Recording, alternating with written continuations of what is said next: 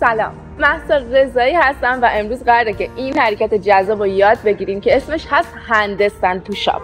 حالا که تو ویدیوهای قبلی یاد گرفتیم چجوری هندستند بزنیم و رو دستامون وایسیم، وقتشه که سخت‌ترش کنیم و تو حالت بالانس شنا بزنیم. اما قبل اینکه آموزش رو شروع کنیم، لایک و کامنت و سابسکرایب یادت نره.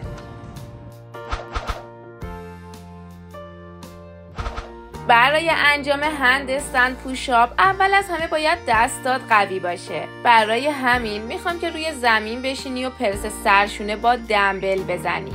چون تو حالت نشسته نمیتونی از پاهات برای بالا بردن دمبل کمک بگیری، پس تمرکز فشار روی دستات بیشتره. و همینطور ازت میخوام که تمپوی حرکت داشته باشی، یعنی پایین آوردن دمبل ها تا روی شونت حدود 5 ثانیه طول بکشه.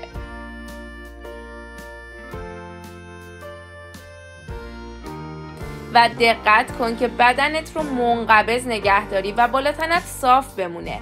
اگه استایلت خوب نیست لطفاً دمبلت رو عوض کن و یه دمبل یکم سبکتر انتخاب کن. و میتونی این حرکت رو توی 3 یا 4 تا ست 5 تکراره توی تمریناتت اجرا کنی.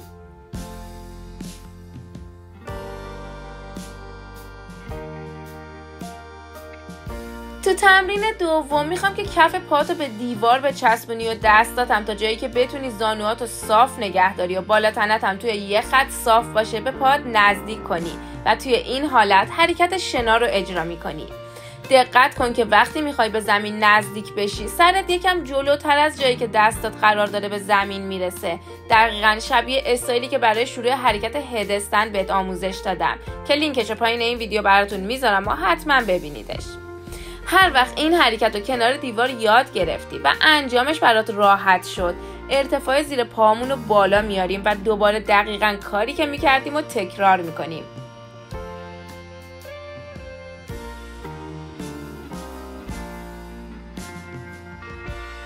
خوبه بدونی که هرچی ارتفاع زیر پامون رو بالاتر ببریم حرکت سخت‌تر میشه، چون بالا تنمون نسبت به سطح زمین بیشتر عمود میشه و به همین دلیل هم به حرکت اصلی نزدیکتر میشیم. پس این سری از یه باکس زیر پام استفاده میکنم و به خاطر ارتفاعی که زیر پامون میاد ما هم میتونیم بالا تنمون رو بیشتر به سطح زمین عمود نگه داریم. و ازت میخوام که موقع شروع حرکت سرت بین دستات باشه و موقع پایین اومدن هم سر رو به یه نقطه یکم جلوتر از دستات به زمین برسونی. میتونی این حرکت رو توی 3 یا 4 تا ست 5 تکراره کنار تمرین اول داشته باشی و با همدیگه تمرینشون کنی.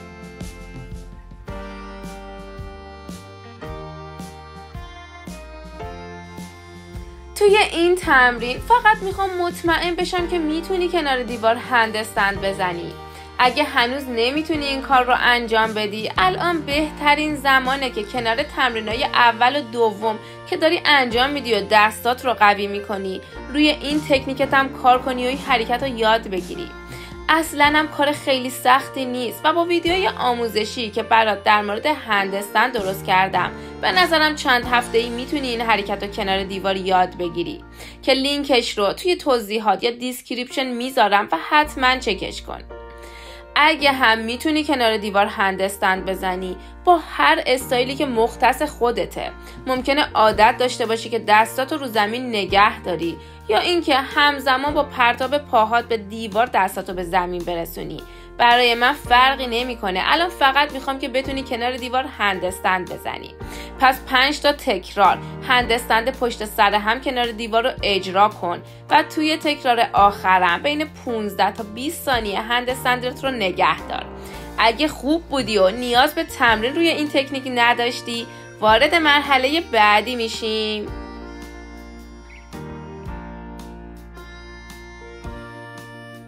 حالا که میتونی کنار دیوار هندستند بزنی پس بیا هندستند پوشاپ رو برعکس اجرا کنیم. میخوام پایین اومدن بدنت رو کنترل کنی و آروم توی 3 تا 5 ثانیه پایین بیای. 5 تا تکرار پشت سر هم اجرا کن.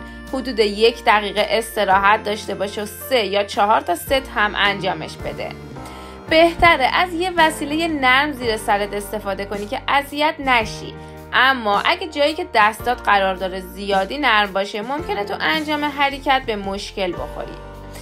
و اگه این حرکت برات سخت بود و فکر میکنی هنوز قدرتش رو نداری که کل مسیر رو با کنترل و آروم پایین بیای، میتونی واسه شروع ارتفاع زیر سرت رو یکم بالاتر بیاری تا دامنه حرکتی کمتری رو اجرا کنی و به مرور زمان وقتی که قوی تر شدی دامنه حرکتی رو کامل میکنی.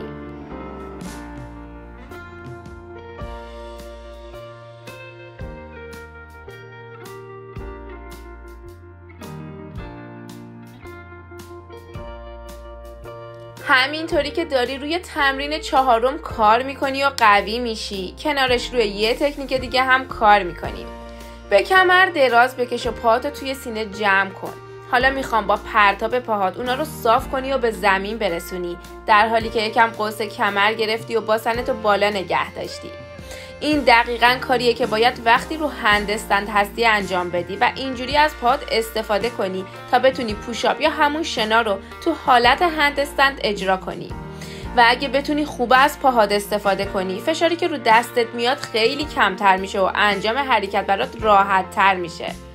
پس 2 تا ست 8 تا 10 تکراره این تکنیک رو انجام بده و وقتی خوب یادش گرفتی و تو تمرین 4 اندازه کافی قوی شدی، حاضر شو که حالا نوبت اینه که بریم سراغ انجام حرکت اصلی.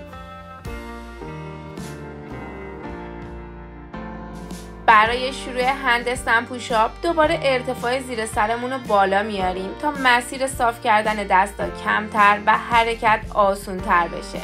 و همینطور واسه اینکه دستامون خسته نشه، همین که سرمون رو روی زمین بذاریم و بعدش پامون رو به دیوار برسونیم کافیه. تو شروع حرکت هم باسن با دیوار تماس داره و مثل قبل دستا یکم پایین‌تر از سرمون روی زمینه. حالا همون جوری که روی زمین تمرین کردیم پاهامون رو به بالا پرتاب میکنیم و همزمان هم آرنجامون رو صاف میکنیم و پاشنه پامون رو به دیوار میرسونیم. به همین سادگی.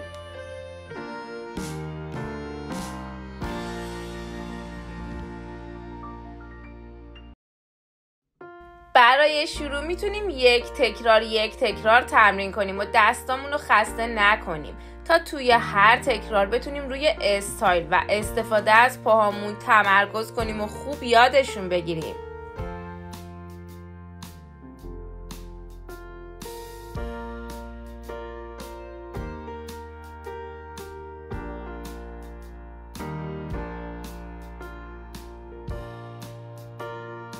اما ازتون میخوام تو مرور زمان بتونید 3 تا ست با 5 تا تکرار پشت سر هم اجرا کنید تا یه مرحله جلوتر بریم و بتونیم ارتفاع زیر سرمون رو یه کمی کوتاه‌تر کنیم.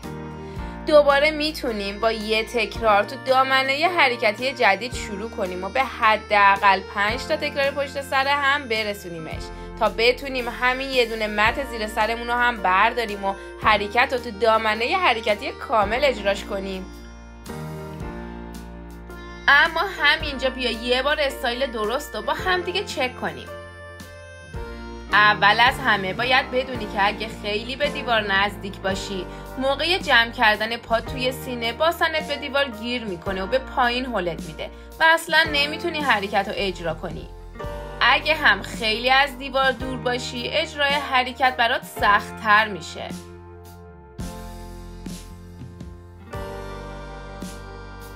باید با توجه به آناتومیت فاصله مناسب خودتو پیدا کنی. برای من حدود 30 سانتی متر فاصله از دیوار مناسبه، اما برای شما میتونه این فاصله یکم کمتر یا بیشتر باشه.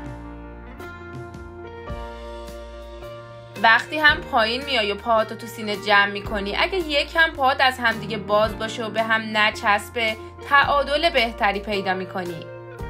موقعی که پاهاتو به بالا پرت میکنی، فقط پاشنه پات با دیوار در تماسه و باسنت به دیوار نمیخوره. برای استفاده بیشتر از قدرت پاهات هم بهتره که اونا رو بیشتر از 90 درجه توی سینه جمع کنی. هرچی پا کمتر توی سینه جمع بشه، کمتر میتونی از قدرت پاهات استفاده کنی و در نتیجه فشار بیشتری به دستات وارد میشه. پس اگه انجام حرکت برات سخته، تمرکز کن روی این که از پاهات به اندازه کافی استفاده کنی. و آخرین نکته، سرت هم موقع انجام هندستند بین دستات باشه، یعنی بیرون یا روبرو رو نگاه کن نه زمین رو. هر وقت استایل و تکنیکت کاملا درست بود و اندازه کافی هم قوی شده بودی، دیگه وقتشه که هندستند پوشاپت رو روی زمین و تو دامنه ی حرکتی کامل انجام بدی.